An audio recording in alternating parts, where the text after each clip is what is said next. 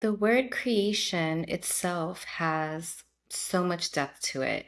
If you observe it from a societal standpoint, I think it's pretty fair to say that creativity gets placed in a very narrow box, right? You would probably categorize it as a form of performance, art, or any artistic expression, or even a hobby, right? Something you do, not something you are, something you're talented enough to have or you have the luxury to pursue.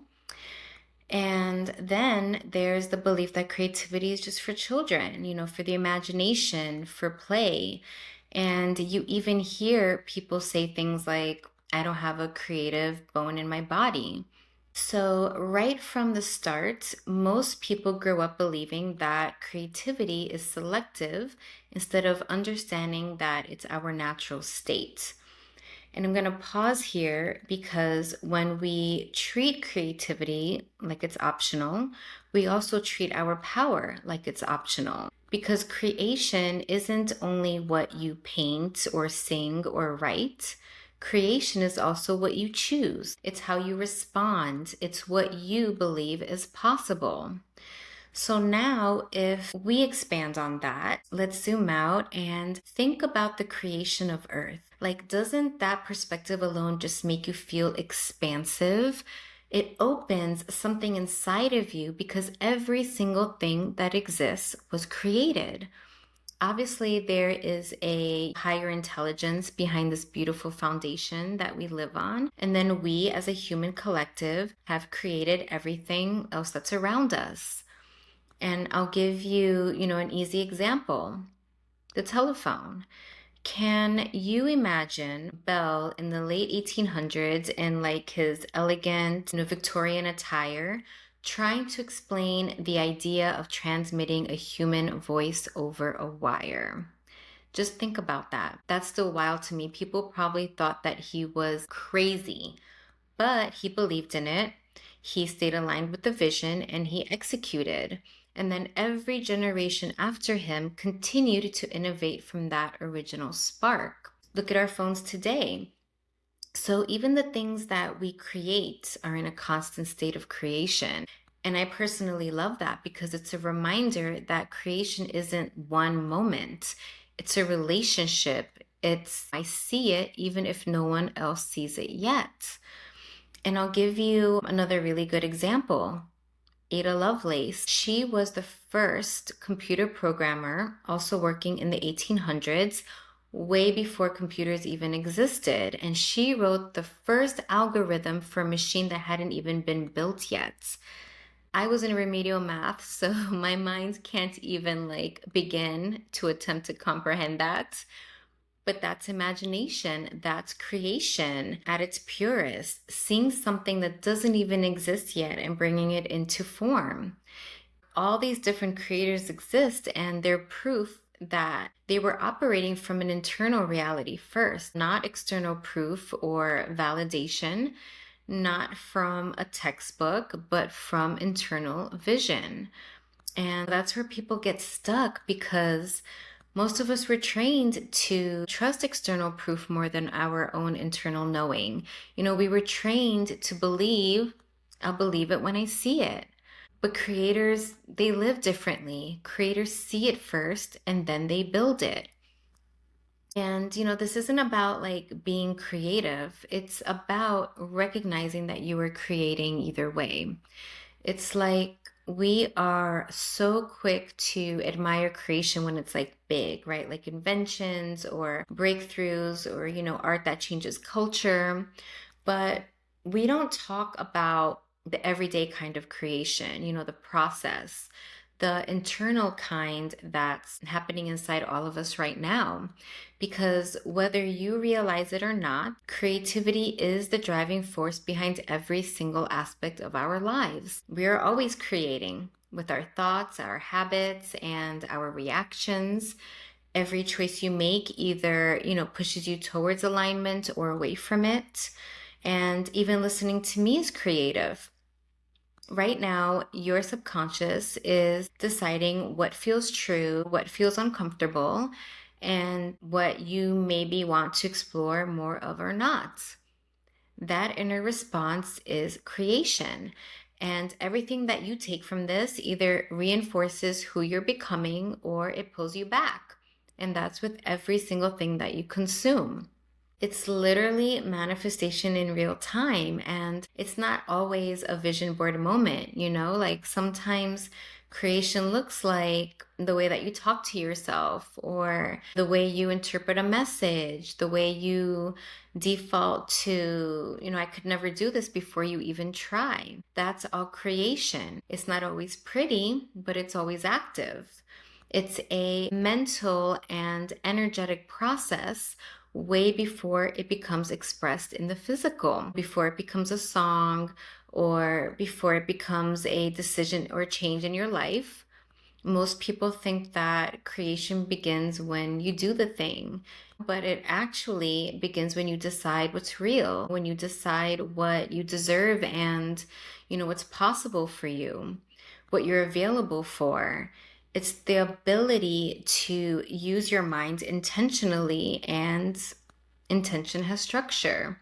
It isn't just a thought that you think, it's a signal that moves through you. You think it, your subconscious takes it in, and your brain organizes it, and your body carries it out. And this is why so many people get frustrated, because they want the outcome, but they haven't built the internal environment that makes the outcome sustainable. So they try to create from pressure and fear, and it becomes very exhausting. And I think we've all been there. But what's pretty amazing is that regardless of what's happening in your life, whether things feel aligned or, chaotic, you are constantly engaging in a process of imagining potential, right? Most of us are always orienting toward a better version of yourself, a new idea, or like a goal. So even when you say you're just surviving, your mind is still quietly reaching and desiring something better. As humans, we are wired to evolve. We naturally want to grow and become better versions of ourselves and do better, be better, raising the bar higher and higher.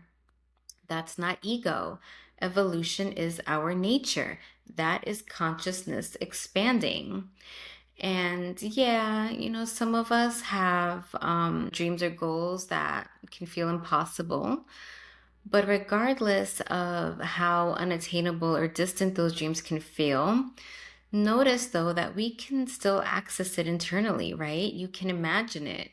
You can rehearse those dreams in your mind, and you can feel what it would be like to live inside of it. And when you do that, something in you expands, right? You feel possibility, you feel energy, you see yourself in the outcome, and it feels very real.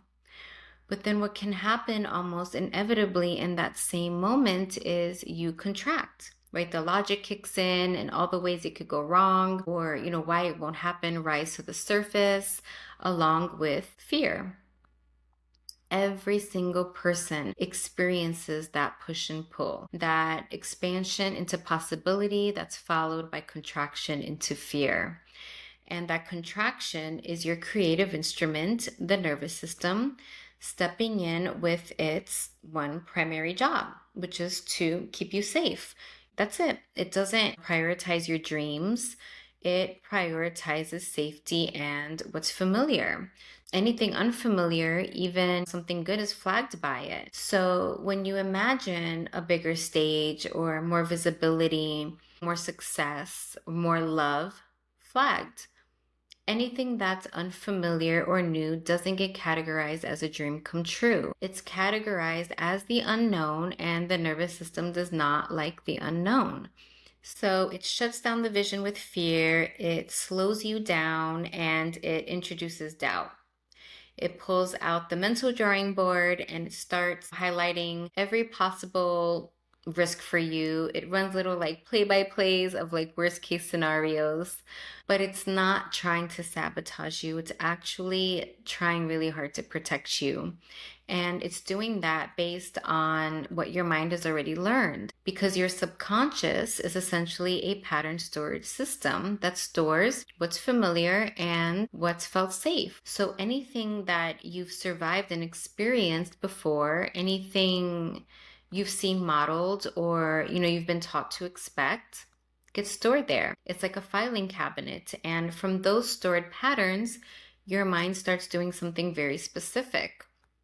It starts predicting. It's literally wired to constantly scan the present moment and ask, like, okay, have we seen something like this before? What's the likely outcome here? Or like, what should we be preparing for? And this was super useful back in the day, when survival depended on being aware of your environment, when you actually needed to scan for real threats. But today, most of us aren't being chased by anything, thankfully.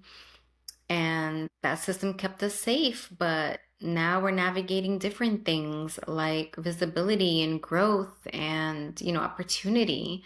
So it uses the same survival-based prediction system for situations that actually aren't dangerous. Something as simple as like putting yourself out there or, starting something new, being seen, expanding into a bigger version of your life. It registers it as unfamiliar and it gets flagged. So then the mind starts filling in the blanks, right? And it starts predicting outcomes based on your past, not on your potential. And that's why fear shows up so quickly, because your system isn't reacting to what's actually happening. It's reacting to what it thinks might happen. So when you expand into possibility and then you feel yourself contract into fear, it's not weakness. It's not a not meant to be moment or self-sabotage. Fear in that moment is information. It's your system saying, okay, this is unfamiliar. This matters. Let's pay attention. The problem is when fear becomes the authority and makes the final decision, because then you start creating from protection instead of alignment. You start to shrink the vision to something that might feel a little safer. You dilute your expression so that way you won't be rejected. And you essentially, without even realizing it, adjust your dreams to match your current comfort zone.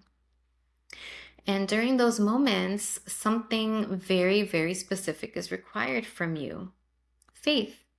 Faith in possibility, faith in yourself, faith in the timing, because faith is what allows you to expand without collapsing when the contraction comes.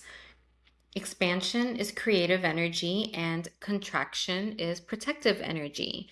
And what's helpful to remember in the moment is that faith and fear cannot coexist. Faith is just fear inverted, because fear pulls you back into what's familiar and faith allows you to move towards what's possible.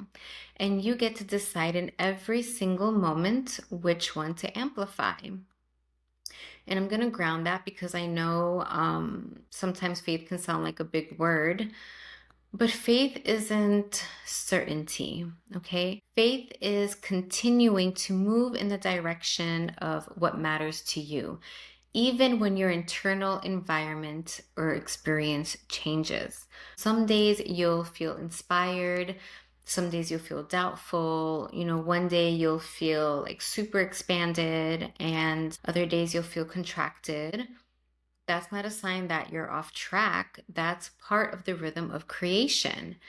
Faith is when you keep showing up and you don't collapse your vision because one day felt, super difficult or because a moment felt like a failure. It's when you hold your direction steady even as your emotions fluctuate, because creation doesn't happen through constant expansion. It happens through the dance between expansion and contraction, certainty and uncertainty, movement and stillness. That's the rhythm. That's the polarity. And learning to work with it rather than against it is part of what it means to create consciously. As artists and visionaries, I feel like we naturally sense this, right? We feel that creativity isn't just expression, it's also a spiritual transaction. It's intuitive and emotional, it's energetic. So, however you interpret it, what matters isn't what you call it, It's recognizing that this energy exists and that it moves through you when you allow it to. And allowing it doesn't mean, forcing inspiration. It means creating the conditions where your system can hear itself. Okay, where your intuition isn't drowned out by noise, where you're not creating to prove, but to express. Because when you are connected to that, you create differently, you choose differently, you speak differently, you move differently. And the moment that you truly accept that you are a creator, you stop waiting for, permission or for perfect conditions. You stop waiting to feel ready and you start to realize, like, okay, my life is literally responding to what I rehearse, and my reality is shaped by what I repeat. And this podcast is here to help you reconnect with that energy, okay, to explore it, to understand it, and to build your own relationship with it. I mean, we are all creators. So if this resonates with you, amazing. I invite you to join the Lux movement, subscribe, and stay connected. And I'll see you at the next episode.